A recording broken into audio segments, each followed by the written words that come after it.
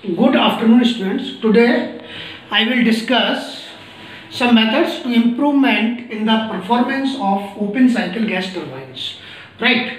Basically, there are three methods: intercooling, reheating, regeneration, or their combinations may be also used for improvement in the performance of open cycle gas turbines. Right. So first is intercooling. We will discuss here now intercooling. Right.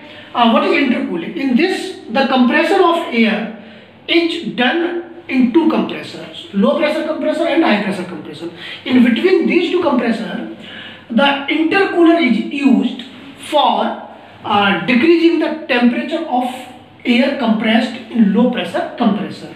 Right. Further process same as discussed in previous lectures. Right. Now TS diagram. 1 to 2 isentropic compression, 1 to 2 dash actual compression in low pressure compressor, and again 2 to 3 this is intercooling. If intercooling is perfect, then temperature after intercooling means at 3 should be equal to 1. Right. So T3 is equal to T1 if perfect intercooler is used. Next, 3 to 4 again compression in high pressure compressor, 3 to 4 isentropic, 3 to 4 as actual compression, and I know that you are now aware about this process. Right.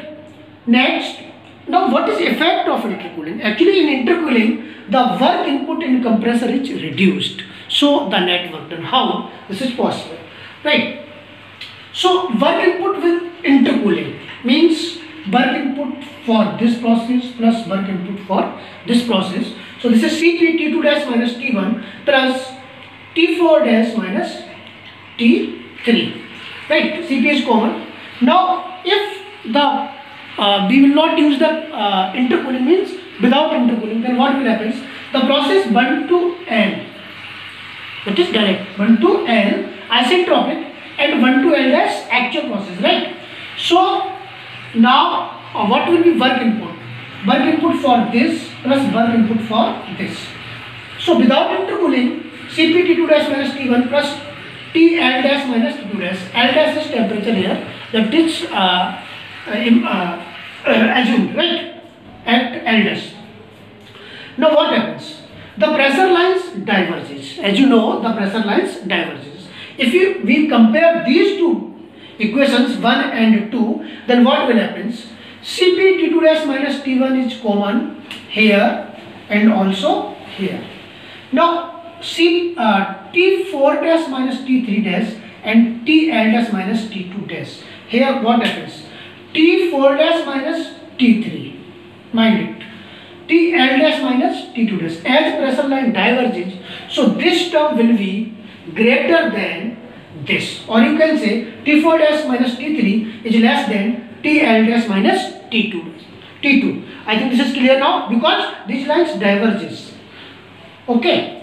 Now if this term is less than this, means work done with intercooling is less than work done without intercooling, means this is work input. So work input is reduced in intercooling. We can write here W1 is less than W2 due to this term.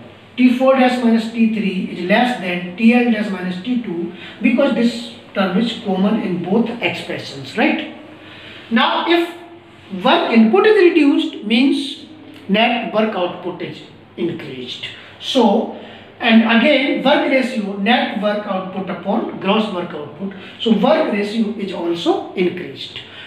Although system is bulky and cooling medium is required, that is another thing. So what is output of this intercooling? Net work done is increased. Now again, if we think about the efficiency, net work done upon heat supplied. Now what happens here?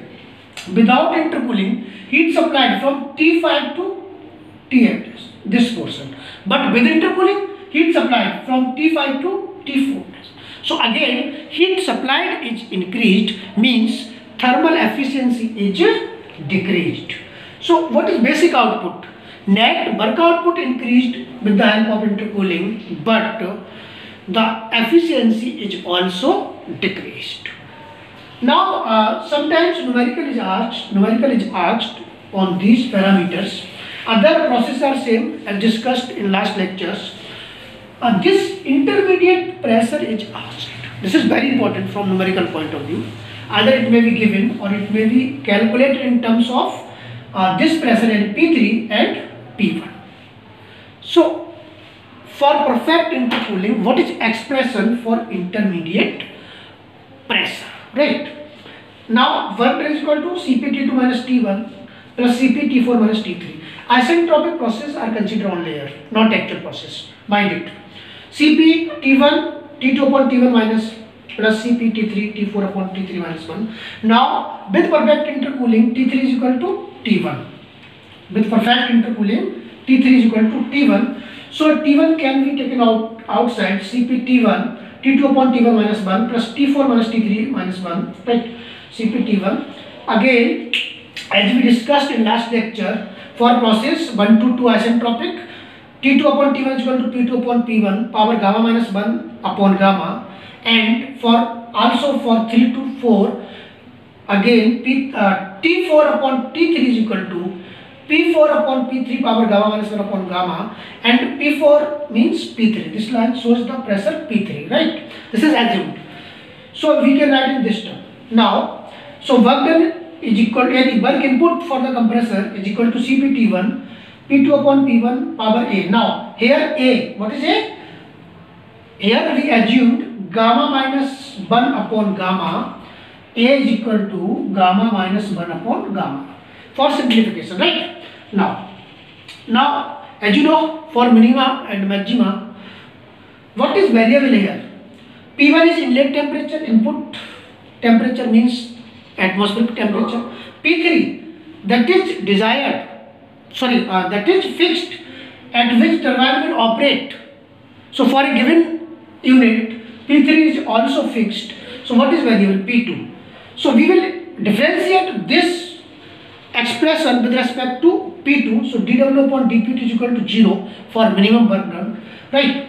Work input. So CpT1 d over dP2, P2 power A upon P1 power A minus 1 plus P3 power A upon P2 power A minus 1 CpT1. Now on differentiating this, P2 A here, P2 power A minus 1 upon P1 power A, because this is constant with respect to P2, plus P3 is here constant with respect to P2. Now P2 will go on numerator, power will be negative, P2 power minus A into P2 power minus A minus 1. This should be clear to you, right? A on putting is equal to 0, A P2 A power minus 1 upon P1 power A minus A, P3 A power A P2 power minus A minus 1 equal to 0. We cannot put Cp into T1 is equal to 0 because these are constant terms. So we have to put this equal to 0, right? From here, P2 power A minus 1 into A, P1 power A is equal to P3 power A on denominator, P2 power A plus 1 into A, right? From here, we can write A P2 power A minus 1 upon P1 power A is equal to A into P3 power A upon P2 power A plus 1. A will be cancelled out from both sides. Now P2 power A minus 1, this will be multiplied here.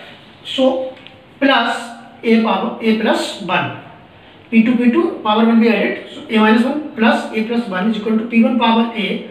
This will go on this side into P3 power A, right? So P2 power 2A is equal to P1 into P3 power A, or P2 square is equal to P1 into P3, or we can write P2 upon P1 is equal to P3 upon P2. Very important, right? Or P2 is equal to root P1 to P3. Now why this is important? It shows that the pressure ratio in each stage,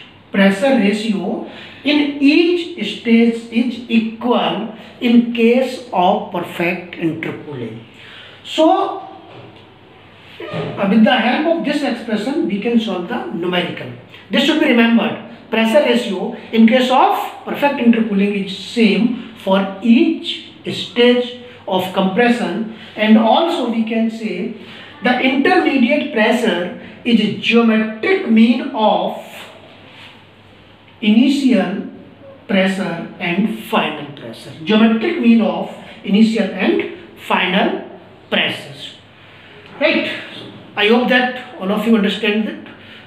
A lot of thanks.